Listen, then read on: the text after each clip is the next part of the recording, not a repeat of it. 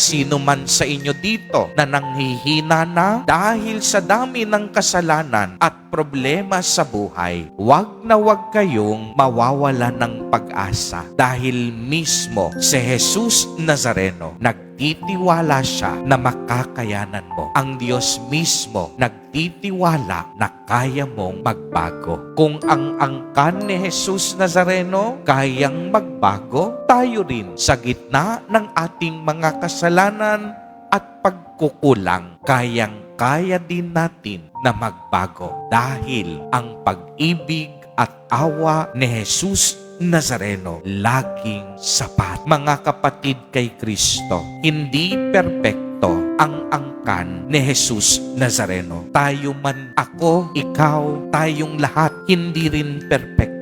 Subalit, minabuti ni Jesus na tayo ay kaniyang makasama liban sa kasalanan upang ipaalala na kailanman hindi tayo titignan ng Diyos base sa ating karupukan. Patuloy niya tayong mamahalin hanggang sa dulo ng ating buhay. Amen. Purihin at dakilain natin ang ating Panginoon, ang mahal na poong Jesus Nazareno.